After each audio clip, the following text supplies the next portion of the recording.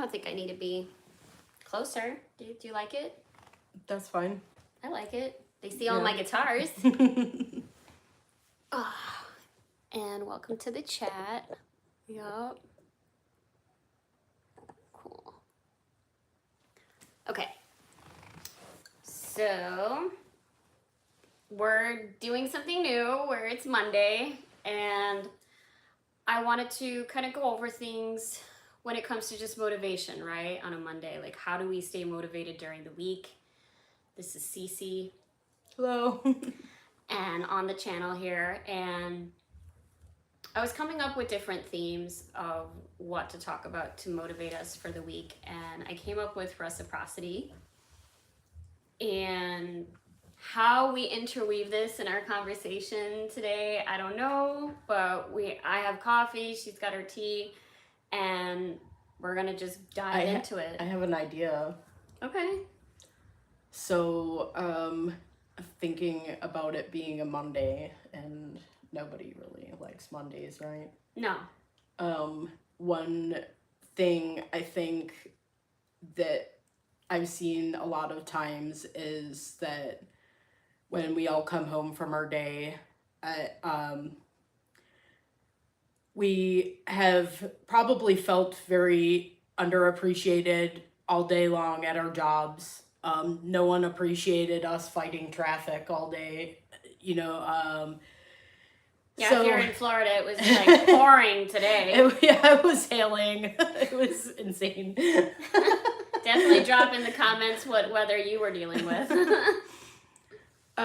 So I think on that topic of reciprocating, it is important to remember to show when you get home from your long day, your long school day, your long work day, whatever it may have been, just to, if somebody has in your family, let's say, has done something nice for you that day, just make it an extra point to do a little bit something extra for them and show them that even though they had a really hard Monday, that they're appreciated for what they do and that we're all kind of like in this together, you know?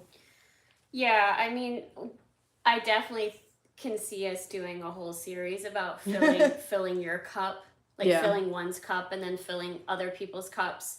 And to me, at times, figuring out what I need is also that struggle. And especially on a Monday when everything is so fast for me, and I'm doing emails, I'm doing calls, and I'm just in front of a screen, whether it's the computer, whether it's my phone, whether I'm on the phone, trying to get like at least 10 minutes of peace, of filling my cup there to just balance myself for the day instead of feeling completely drained by the end. That's where, you know, taking breaks in between and checking in with myself, almost like how we check the battery of our phone. Yeah. Like, where am I at? Like, am I at 10%? Am I at 80%?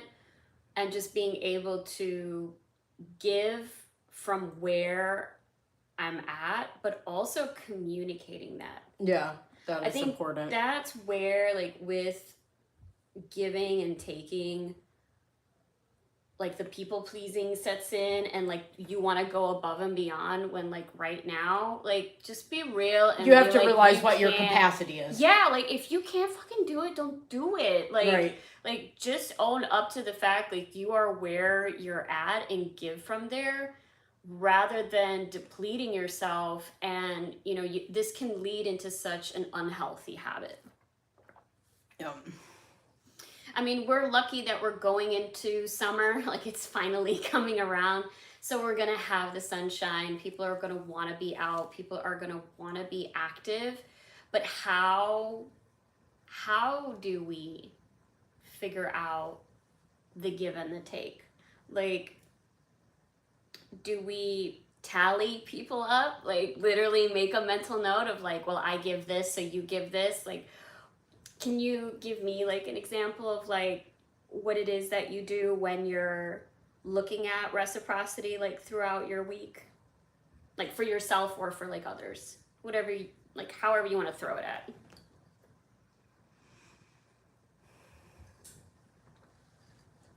Could you repeat that?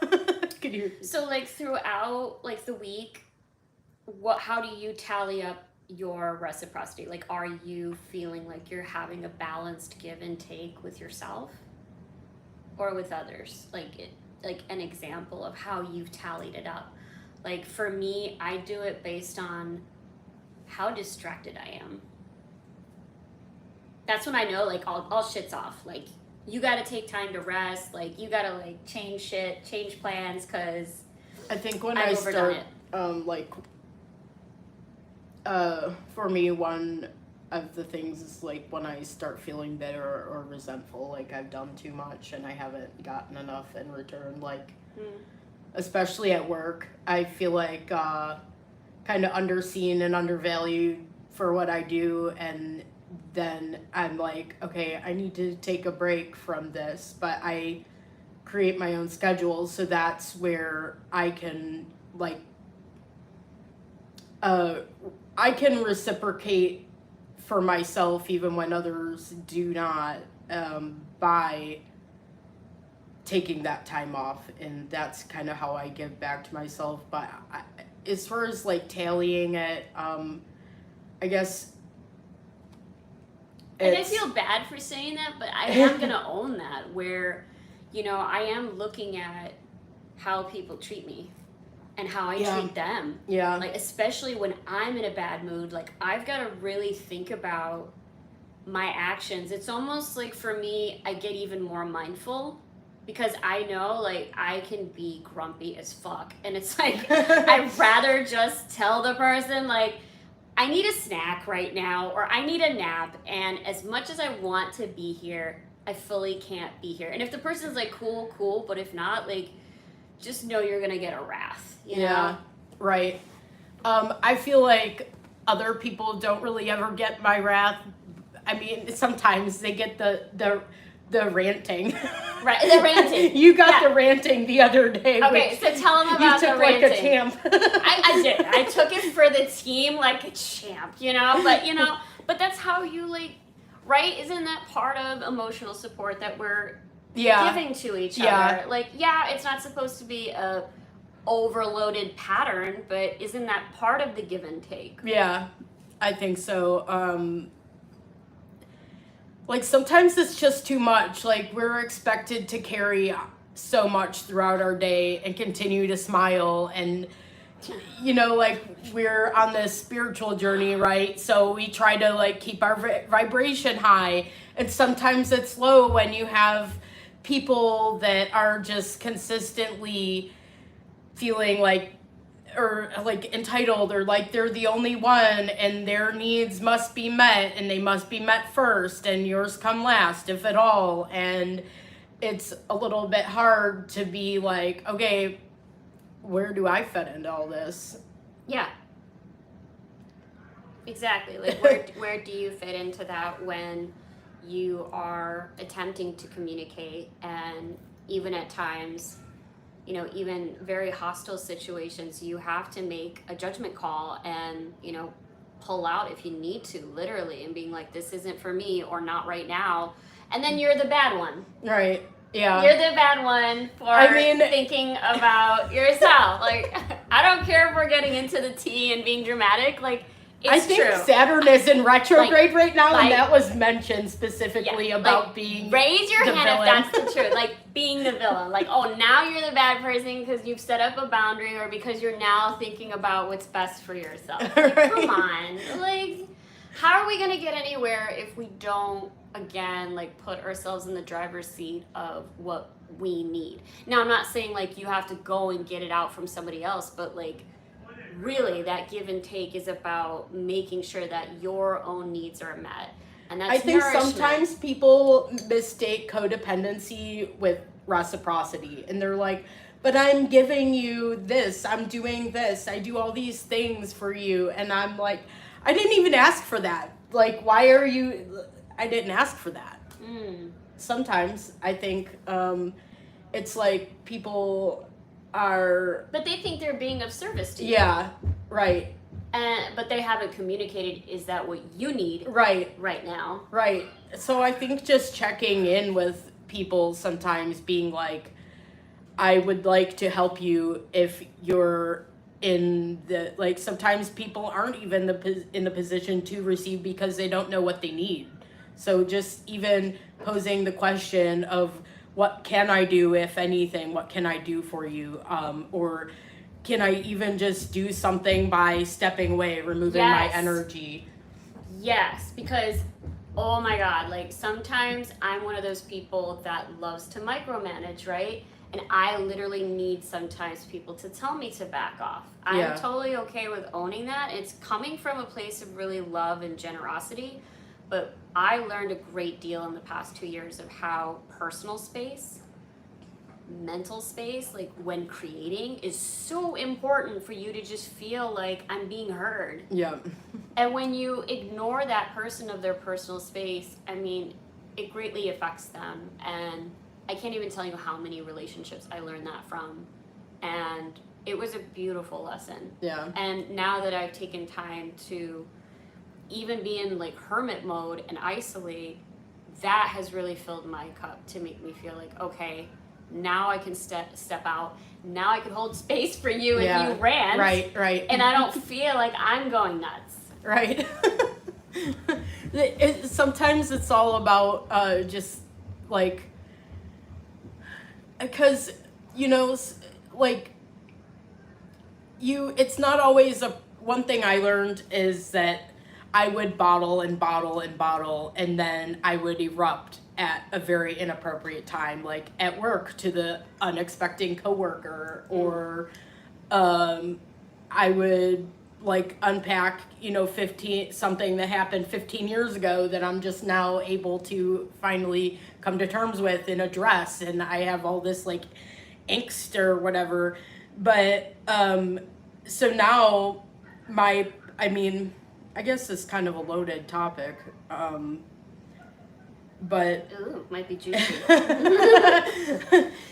It just made me think about like passive aggression and stuff like that, as far as like we have to hold so many things in, because like the world just doesn't like when you're impolite, like when you even if you address a simple slight right there in the moment, and you just tell somebody, hey, I felt very disrespected by that, you don't know if that is gonna actually clear the way for you and make your life with that person easier by, like, they might say, oh, I had no idea that you felt that way. I'm sorry. I meant nothing by it, and I apologize for whatever action was committed, whatever.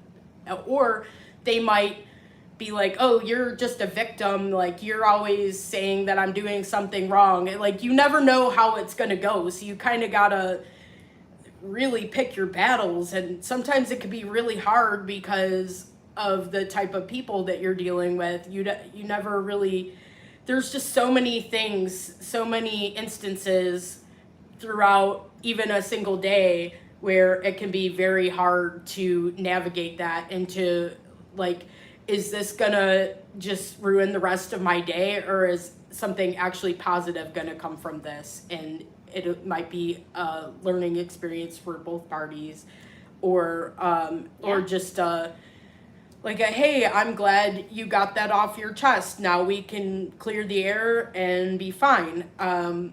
So like I've been trying to be more mindful of the way I feel, and like I was telling Fedra last night or the night before that like when I'm angry or something, the best thing is just to, like, I'll be in my car driving and I'll just scream at the top of my lungs and just let it all out. just completely rage out. And I feel like that is so undervalued now, and so many people have pent up anger, and you can see it, like, Yeah. you can see it everywhere, and people are just like, it's oozing out of them, and I'm like, let's just go out into a field, a big group of us, and just go scream our asses off, you know? Well, and bottling that up, like, it doesn't, like, not only can people see it, but you can start to get sick from Yes. it. And I don't want to make it into a joke. I mean, I could, but it's evident right now that there's so many people that are sick and have diseases. And Yes, I'm one of them. I'm pretty sure it's from bottled up emotions. It is. Internalizing it. And that's supposedly the norm now. It's like, don't make a ruckus because what you say is too sensitive or it's too inappropriate or da-da-da-da-da-da-da-da-da. But then when we start to really work on inner child work, we see what children do. What are they? They're blunt as fuck. Like, yeah, if really they don't like an outfit, they like go up to you and be like, that's ugly. You know, and you don't know really what to say at first, but you laugh at it because you have an awareness. So I'm like, if you have the awareness of where the person is coming from or how they're trying to communicate, can you meet them at their level? Like, just try.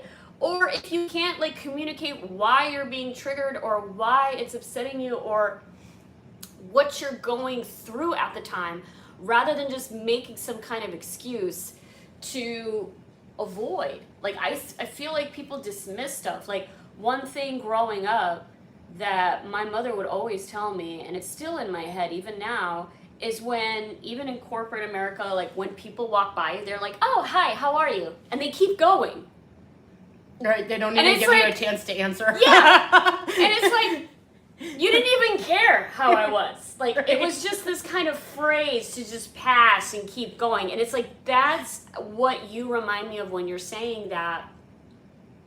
Where is the give and take, really, when I'm literally bottling up something? It ruptures unplanned because of how it's built up. And then now I have to explain myself and try while the other person is trying to understand what's going on in the situation. Right. I mean, you can't do. Oh, I guess that's why I rarely have had many friends, because I'm that type of person. If you if you ask me how I'm doing, I'm gonna give you a genuine response. And so many people, I've had them literally roll their eyes at me because they're like, what this exchange is supposed to be, but I don't care about that. Well, if you ask me and I'm having a bad day, I'm gonna be like, I'm having a bad day, like I'm really on the edge right now, like and if you don't want to know, then just don't ask. Like, that's how I feel. Yeah, I mean, why ask a person a question like that if you're like, who is that benefiting if to tell a lie? Because that's what it is. If I'm like on the edge that day and I'm just really going through a hard time or whatever it is, and like I'm like, oh, I'm great. Like, I'm lying to myself. I'm lying to you. I'm doing nobody a service. And now I feel even more lonely, even more isolated than if I tell somebody I'm on the edge right now. Like, I'm really not having a good time. I mean, I might have like kind of made an asshole of myself, but I'd rather be an asshole than a liar. Or, I don't know. That's me personally, I guess. I mean, for me, when it was difficult to even try and do that in the corporate life, like when I was in a lot of customer service and retail, didn't really have the option to really show who I was. Sometimes my face would give it away, because my face is pretty expressive of what I'm feeling. But of course, you have to stay in that professionalism. And that is where I moved away more and more. Ooh. I'm sorry. Yeah. I should have. Confirmation. I moved really away from, acting. Like, I really just started to see that, at some point, I really just got to change jobs and change what I'm doing, because I don't want to wear a uniform. I don't want to act. I don't want to have to pretend. And I don't want to people please. So in order to get really out of that, like, I really had to just make a change. And it was just really seeing like where my values are, like where am I going to feel enough where I could be enough and just be myself. You know, even now, you know, when it comes to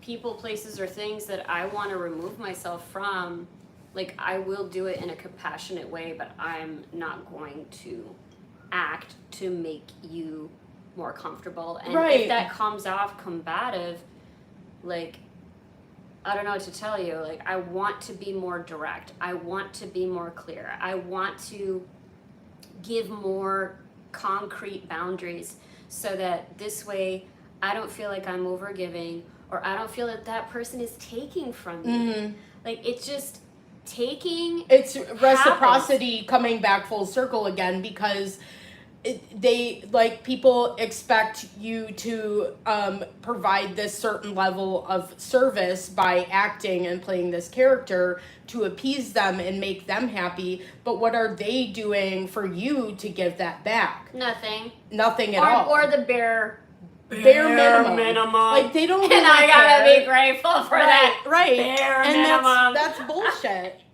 That's bullshit. It is. Well, why do you get to be comfortable and I comfort you with a lie, but I get to be so uncomfortable because I'm miserable, and I know I'm not really miserable. I'm just saying, like, in a scenario, again, we can put this across the board, not just at the job. We could go to friends and family. We know those people that never check up on us unless they fucking need something. Right. And they're like, oh, hey, how's it going? It's been a while. Yeah. And you already know the narrative. You're like, all right, what do you need? What do you need? You know, like, and that sucks. Yeah. And then in my mind, I'm tallying up, like, what are the withdrawals? What are the deposits of this friendship? And, like, really? Like, you just expect me to just drop things for you right now because X, Y, Z. Like, how did it get to that point? Right. And it comes down to, again, this cycle of the give and take. 8-Bit Mike says, yup. I mean, it's frustrating, and I mean it's really a practice. It really is a practice that I don't think, if we all just kind of showed up for each other, thank you, that would increase the overall blanket of like, it's like I feel like teachers could probably relate to this. Oh yeah. Anybody that's like expected to kind of play a character all day long, and they like, I know there's always at least like one kid in every classroom who's like, how are you doing today, teacher? Like, how are you really feeling? And they're like the little therapist in the making, like, they are. Those little angels. I mean, I kind of like the class clowns. I'm always, because I like in the entertainment, I'm always like, entertain me. But you're right, there is always a therapist. But there's so many professions that are just underappreciated, and if we really just all showed up for each other, I mean, wouldn't that make everything so much better, just in general? Just being present. It's not even always about gift giving. It's sometimes it's about your time. Time is a gift. If you take the time to give someone helpful advice, or listen to them, or give them a shoulder to cry on, or just let them vent to you. Sometimes people aren't really looking for you to fix their problem. They just want you to listen. They just want you to hold space, and that's it. And I think we get too wrapped up sometimes on doing, and also like we use it as a form of currency to continue a codependent loop, like I was talking about earlier, or just having a value in that person's life. Right. Like, I did this, right, so I have value, therefore I exist. Right. Yeah. Bruh. I mean, yeah, if your energy isn't good, then did I even want you there? But no, you inserted yourself anyways. You you're dropping bombs right now. I love it. I am brutally honest. Well, I want to go back to presents because that Yeah. was also something that my astrologer, just going to do that shout out if you ever need an awesome astrologer in St. Louis. His name's Eric Rosen. And when he's reviewed my chart several times on our consultations, but one thing that really hit home for me that was very uncomfortable was what you just said, which was presence. He said that, Fedra, you are a gift by just being in someone's presence. And in my brain, it was like, absolutely not. Like, I don't know if it's how I was raised or trauma, make any explanation XYZ here. But I didn't want to accept it for a while. Like, I just thought, no, you always have to do something. And maybe it is this act of service. But I just want to say that with this work, let's just say last 3 years, but mainly in the last year, observing people's actions. Like, really, if there was anything that I would say about reciprocity, is look how people are acting around you. Like, how do they actually treat you? And take note of that. Not their words, their actual actions. When I started doing that, it changed the game of me saying, like, I'm gonna meet them halfway, or I'm gonna meet them where they've met me. Instead of me feeling like I have to bend, I have to swerve, I have to whatever, and where I am. Even break yourself. Yeah. And then they complain that you've come broken. No, no more sacrificing. I had to break myself in order to meet you where you were at, and now you don't get to complain. No, we ain't doing that. No more sacrificing. Like, I will meet you where you're at or halfway, if that. But the fact that I'm here is enough. The fact that the person is there should be enough. That used to be a simple pleasure that people would enjoy. I mean, I feel like, especially pre-COVID, is like, I feel like we don't do it enough. Like, hey, do you just want to come over to my house and hang out, and we'll just, like, even just be in each other's company watching TV or doing, like, actually having a conversation, which nobody has anymore. Or crafts. Or crafts. Do something together. Just, like, put the phones away, get out the board games, get out the card games. I mean, she gave me an amazing tarot reading the other day, and I was like, I kind of turned it into a little rant. Like, I'm pretty good at doing, but it was amazing because I finally felt seen and heard, which really doesn't happen very often. So I was very much appreciative for that. And thanks. Yeah. No, and I mean, I agree with you that holding space for people is needed, and it's very underrated, very undervalued, and this is where we do need to go to bat for each other and show up, like you said.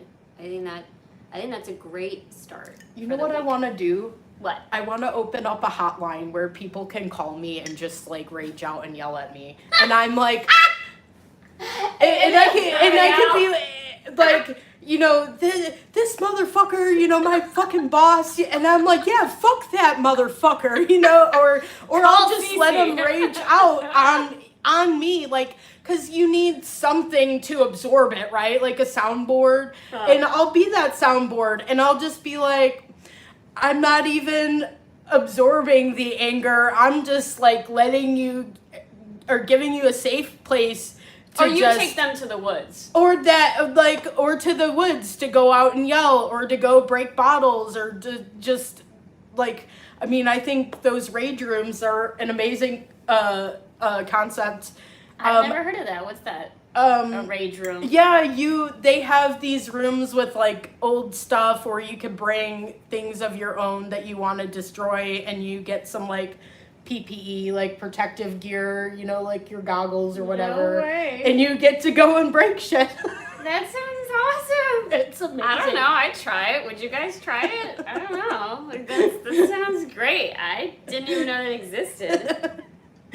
I feel like and so many of our problems would be solved because, like, as far as there's a lot of things being held in the root chakra, and you can tell it in the world by, like, just the toxicity that exists. And if people had a healthy outlet to release any, like, negative feeling, I took on sickness to the point where, you know, I have autoimmune diseases, and I mean, I, like, have been getting healthier and healing myself and doing better and doing the work. And but I think that's another thing where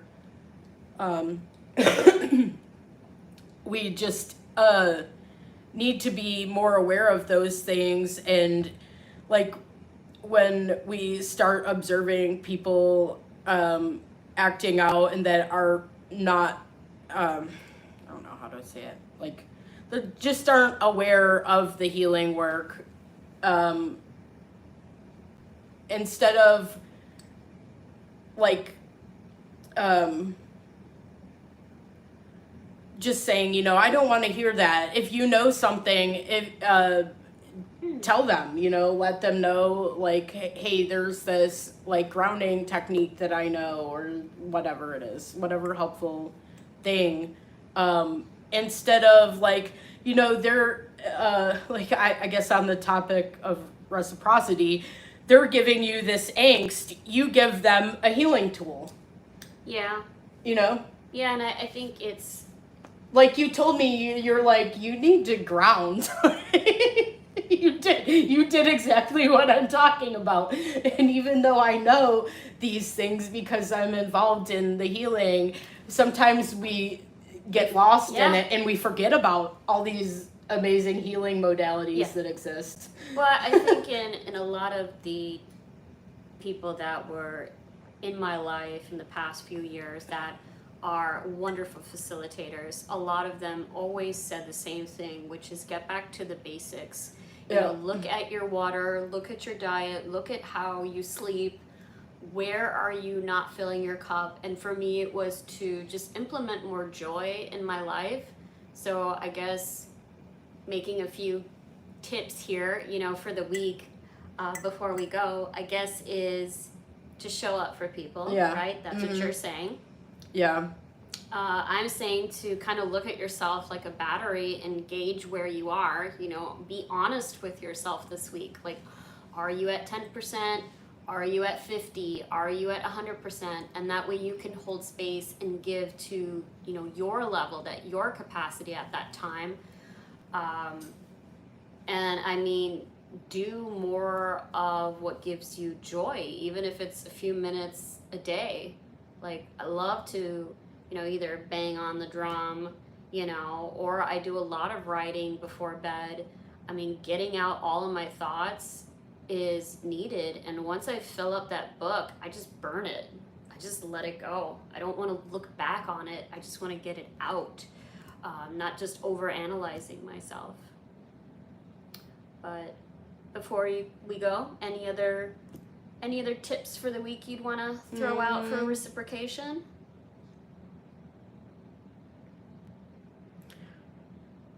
I just want people to be more mindful in general. That's all. I mean, if we could just get to present. Yeah.